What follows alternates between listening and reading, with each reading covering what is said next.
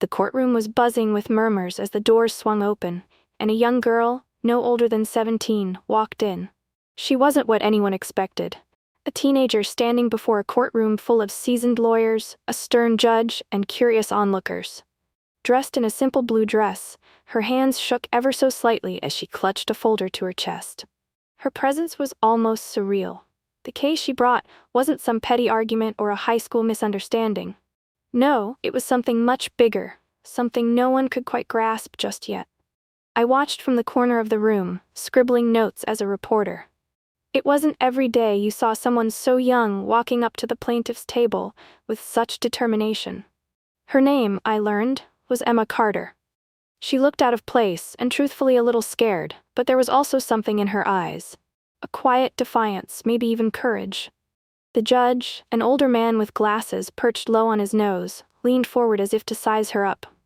His gaze was sharp, almost skeptical, and when he finally spoke, his tone carried a slight edge of disbelief. "Miss Carter," he said, clearing his throat, "do you understand the seriousness of the matter you've brought before this court?" Emma nodded, her voice trembling as she replied, "Yes, Your Honor, I understand." There was a chuckle from somewhere in the room, and a few whispers followed. I caught the words, "What does she think she's doing? And kids these days." Emma heard it too, but she didn't flinch. She just held her ground, standing straighter, even as her hands tightened around that folder. The judge leaned back in his chair, clearly unimpressed. "This court doesn't entertain frivolous matters, young lady. You filed a case against one of the largest corporations in the country, claiming they violated human rights. Do you even have the evidence to back up such a bold claim?" Emma stepped forward, placing her folder on the table with a soft thud. Her voice was still shaky, but there was steel beneath it now. "Yes, Your Honor, I have the evidence, and I have witnesses. What they've done, it's not just wrong, it's destroyed lives." The room fell silent. For a moment, even the judge seemed caught off guard. But then he scoffed, shaking his head as if to dismiss her entirely. "Let me guess," he said, his tone dripping with condescension. "You've been inspired by some online documentary or a trending hashtag, and now you think you're the voice of justice." "This isn't a school debate, Miss Carter. This is a courtroom." There were a few chuckles, but Emma didn't back down. Instead, she looked straight at the judge, her eyes glistening, her voice cracking, but steady. "With all due respect, Your Honor," she said, "this isn't about me. It's about the people no one listens to. And if it takes a schoolgirl to make you pay attention, then so be it." The room froze. The air seemed to shift, heavy with anticipation. For a moment, I could have sworn the judge's stern expression wavered, but he quickly masked it with a sigh. "Proceed," he said curtly, motioning for her to continue. And with that, Emma Carter, a girl who had no business standing in a courtroom, began unraveling what would soon become one of the most remarkable cases in legal history. Emma cleared her throat and opened the folder. Her fingers fumbled slightly as she pulled out a stack of documents, but she steadied herself. I could see her take a deep breath before speaking again. "Your Honor," she began, her voice more confident now, "this case isn't just about corporate greed. It's about real people, workers who were exploited, families who were silenced, and communities that were left to suffer." The judge raised an eyebrow. "Go on." Emma flipped through the papers and pulled out a photograph. She held it up for everyone to see. A small, worn-down village with crumbling homes and children playing barefoot in the dirt. "This is Greenstone Village," she said. "It's located in the northern part of the state. A few years ago, it was thriving. Families lived off the land, children went to school, and the community supported each other." She paused, her voice heavy with emotion. "Then the corporation moved in. They promised jobs, infrastructure, and opportunities. What they delivered was destruction. They polluted the river, the village's only source of clean water. They forced workers to labor under unsafe conditions, paying them barely enough to survive. And when people got sick, they ignored them." She placed another photo on the table, this one showing the same village, but it was unrecognizable. The river was murky and filled with waste, and the homes looked abandoned. The judge leaned forward slightly, his skepticism softening just a bit. "You claim they did all this, but do you have proof linking it to the corporation?" Emma nodded. "I do, Your Honor. I have testimonies from villagers, internal documents from whistleblowers, and even reports from environmental agencies that were ignored. She handed the judge a set of papers. He adjusted his glasses and began skimming through them. The courtroom was silent, the air thick with tension. One of the corporation's lawyers, a sharp-dressed man with a smug smile, stood up. "Your Honor, this is absurd. She's a child playing detective. These so-called documents probably came from the internet or some activist group with an agenda." Emma turned to him, her cheeks flushed, but her gaze unwavering. "If you think I'm just a kid playing detective, then prove me wrong," she said.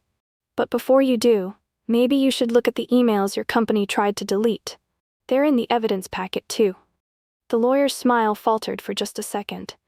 The room buzzed with whispers again. Even I couldn't help but feel a surge of admiration for this girl. She wasn't just brave, she was prepared. The judge tapped his gavel. "Order in the courtroom," he barked, silencing the murmurs. He turned back to Emma. "Miss Carter, if what you're presenting holds up under scrutiny, this is a very serious matter. But understand this, one mistake, one piece of fabricated evidence, and your case falls apart. Are you sure you're ready for that?" Emma met his gaze, her voice steady. "I understand, Your Honor, but I'm not the one who made mistakes. They are." The judge sat back, his expression unreadable. "Very well, we'll hear your witnesses." Emma turned toward the door, and as it opened, a line of people began to walk in. Men, women, even children.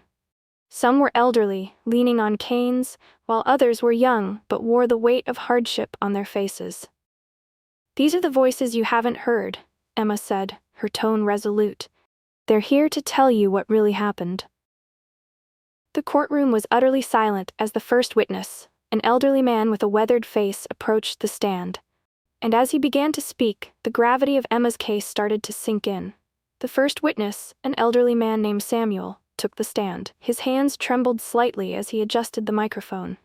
Emma stood by, her presence quiet but supportive, as if willing him to find the strength to speak. Samuel cleared his throat and began, his voice hoarse but steady. "I've lived in Greenstone Village my whole life. My father lived there before me, and his father before him. We depended on the river for everything, drinking, farming, even fishing to feed our families. Then they came." He paused, his gaze dropping to the floor. "They said they'd bring jobs and a better future," he continued. "But instead they poisoned our water. The fish died first, then the crops started failing. My wife—" His voice broke, and he wiped a tear from the corner of his eye. "My wife got sick. We didn't know it was the water until it was too late. She passed last year." The courtroom was silent, except for the soft hum of the air conditioning. I glanced around and saw people shifting uncomfortably in their seats. Even the judge seemed to have lost some of his earlier skepticism. The corporation's lawyer stood up, his expression cold and calculated. "Mr. Samuel," he began, "you claim the corporation poisoned your water, but do you have any scientific evidence to support that? Correlation doesn't equal causation." Samuel's lips trembled, but before he could respond, Emma spoke up. "Your Honor, if I may?" The judge nodded, motioning for her to proceed. Emma turned to the lawyer, her voice calm but firm. "The scientific evidence is in the environmental reports I submitted earlier. The river was tested multiple times by independent agencies, and they found dangerously high levels of industrial chemicals, chemicals used exclusively by the defendant's factories." She held up one of the reports, her small hand gripping it tightly. "And for the record," she added, "we also have documents showing that the corporation knew about the contamination and chose to cover it up instead of fixing it." The lawyer opened his mouth to object, but the judge raised a hand to stop him. "Let her finish," he said, his tone more serious now. Emma turned back to Samuel, giving him a small nod. "Thank you for sharing your story," she said softly before looking at the judge. "Your Honor, there are more witnesses who can corroborate this." One by one, they came forward, a mother whose child had developed a rare illness, a former employee who was injured on the job and denied compensation, and a teenager who spoke about watching his family's livelihood crumble. Each story painted a heartbreaking picture of betrayal, suffering, and loss. By the time the last witness stepped down, the room felt heavy with emotion. Even the corporation's lawyers, who had started the day with smug confidence, now looked uneasy. Emma returned to the center of the courtroom, standing tall despite the weight of the stories she had just shared. "Your Honor," she said, her voice unwavering, "these aren't just isolated incidents. They're the result of a pattern of negligence, exploitation, and greed, and it has to stop." The judge leaned back in his chair, his expression thoughtful. He looked at the corporation's lead lawyer. "Do you have anything to say in response?" The lawyer hesitated, clearly unprepared for the strength of Emma's case. "Your Honor," he began, his voice lacking its earlier bravado, "we request time to review the evidence and prepare a rebuttal." The judge nodded. "Very well, we'll reconvene tomorrow morning.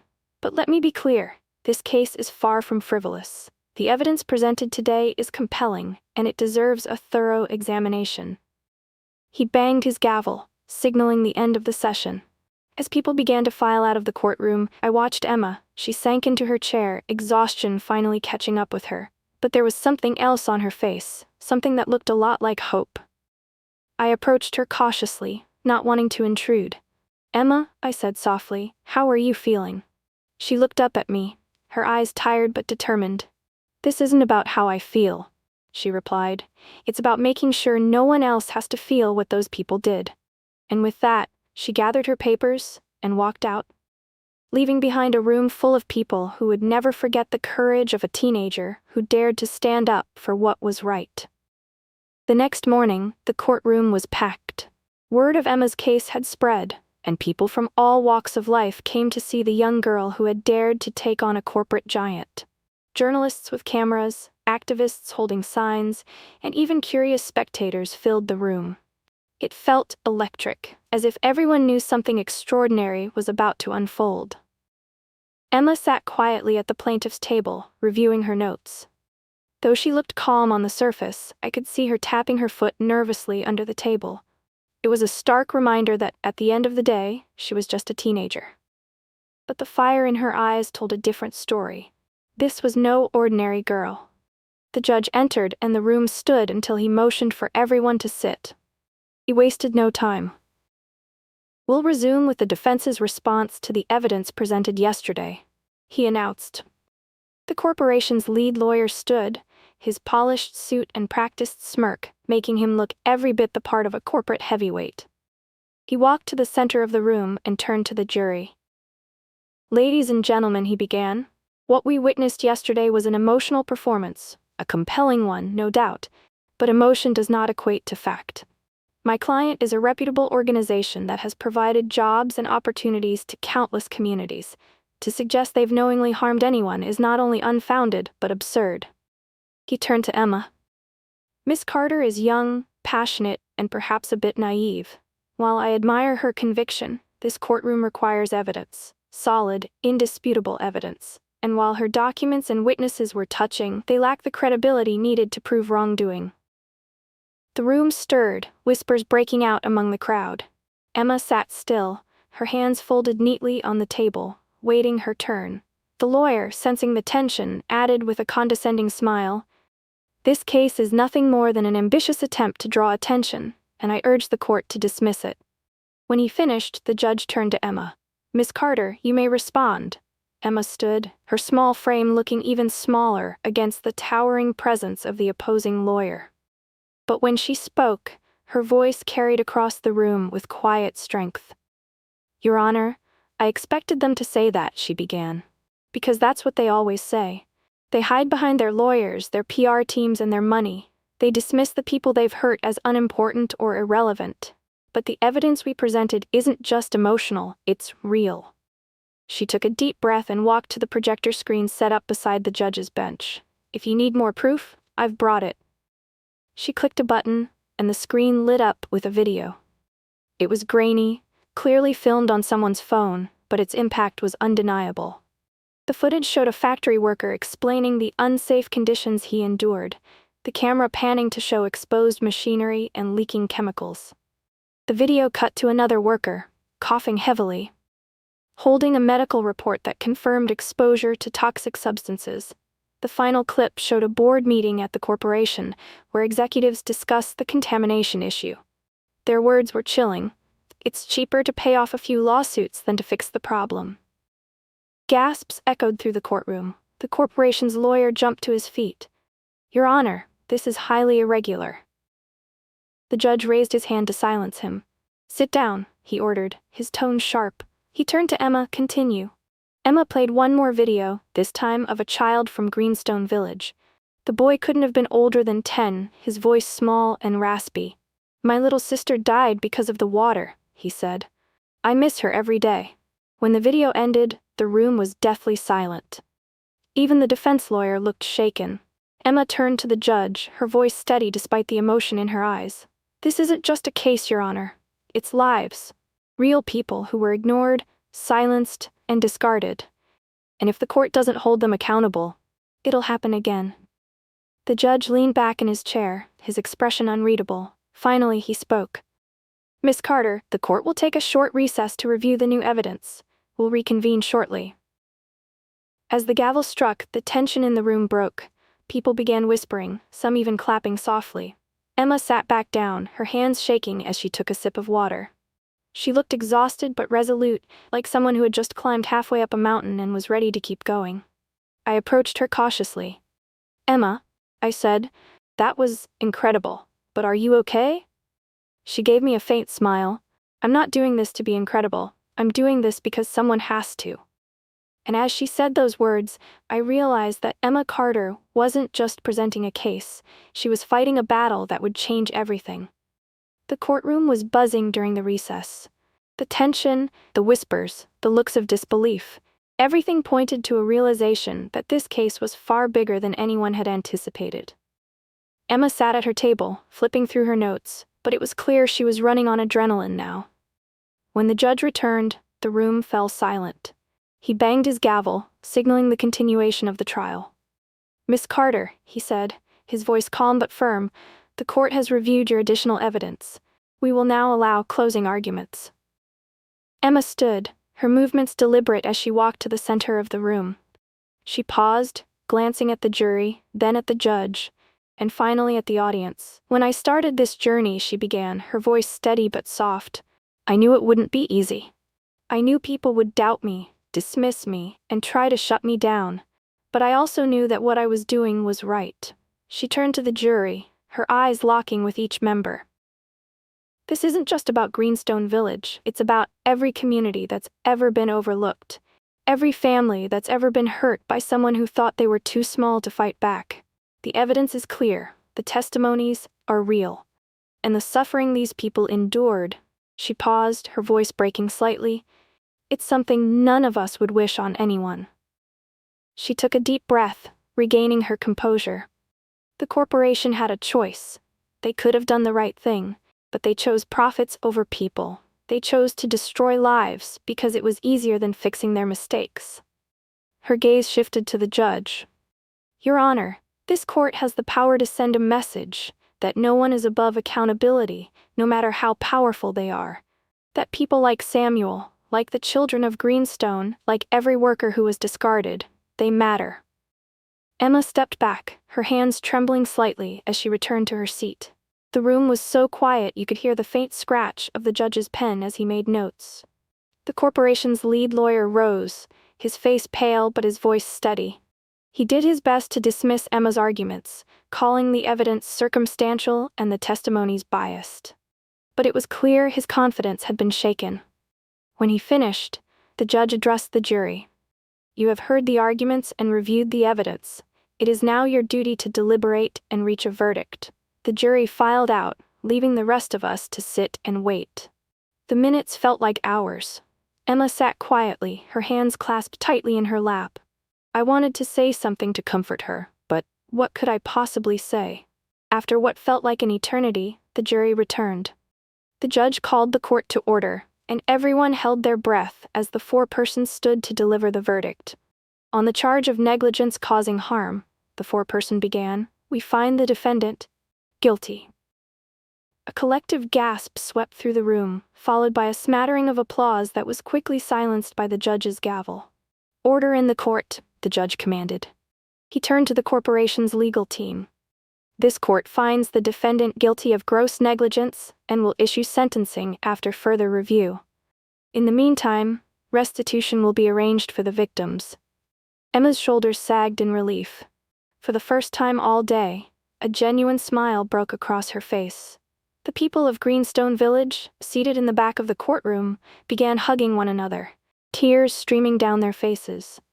As the judge adjourned the session, reporters surged forward, microphones in hand, shouting questions at Emma. But she ignored them, walking straight to the group of villagers who had come to testify. "You did it," Samuel said, his voice thick with emotion. "You gave us our voices back." Emma shook her head. "No," she replied softly. "You gave me the strength to fight. I just made sure people listened." The courtroom slowly emptied, but the energy lingered, a mix of triumph and disbelief. Emma stood outside the courthouse, the crisp afternoon sun casting a golden glow on her small frame. A crowd had gathered, reporters, supporters, even strangers who had heard her story and wanted to show their gratitude. I watched as Emma, despite her exhaustion, spoke with each person who approached her. She wasn't just a girl anymore. She had become a symbol of hope. The villagers from Greenstone hugged her, their faces alight with the joy of finally being heard. As the cameras flashed and voices swirled around her, Emma turned to me, her face unreadable for a moment. "Do you think this will really change anything?" she asked, her voice quiet, almost hesitant. I smiled at her, the weight of the day settling on my shoulders. "You've already changed something, Emma," I said. "You reminded people that their voices matter, that no one is too small to stand up against something big." In the weeks that followed, the impact of Emma's victory rippled far beyond the courtroom. News outlets picked up her story, broadcasting it to millions. Social media exploded with hashtags like #EmmaCarter and Justice for Greenstone. Donations poured into a fund for the villagers, allowing them to rebuild their lives. The corporation, once untouchable, was forced to pay millions in restitution and implement strict environmental reforms. Their CEO resigned, and their reputation was forever tarnished. But for Emma, the journey didn't end there. She used the platform she'd gained to advocate for other communities facing similar struggles. She traveled to small towns and villages, speaking with people, encouraging them to stand up for their rights. Her courage inspired countless others to take action, and her name became synonymous with justice. 1 year after the trial, a plaque was unveiled in Greenstone Village. It stood near the river, which had begun to heal, thanks to environmental cleanup efforts. The plaque read, "To Emma Carter, who reminded us all that one voice, when fueled by truth and courage, can change the world." Samuel was there that day, standing beside Emma as the villagers cheered for her. "You've done more than save us," he said, his eyes glistening with tears. "You've given us hope." Emma looked at him, her gaze thoughtful. "Hope is powerful," she said, "but it's action that makes hope real." And with that, she turned to the crowd, a quiet determination in her eyes. She was already thinking of the next battle, the next community that needed a voice. As I watched her that day, I realized that Emma wasn't just a fighter, she was a force. And though the path she'd chosen wasn't easy, she walked it with the kind of courage and conviction that few ever find. She had made history, not for fame or glory, but because she believed in something greater than herself. And in doing so, she reminded us all of the power of standing up, speaking out, and never giving up. Thank you so much for watching this story. If it inspired you, moved you, or made you think differently, please take a moment to like the video. It really helps us reach more people. We'd love to hear your thoughts, so don't forget to leave a comment below. Whether it's your take on the story, a similar experience, or just a quick hello, your voice matters. And if you believe this story could inspire someone else, please share it with your friends, family, and anyone who needs a little motivation today. Finally, make sure to subscribe to our channel and hit the notification bell so you never miss another heartfelt story. Your support keeps us going and allows us to create more meaningful content just like this. Thank you for being part of our community.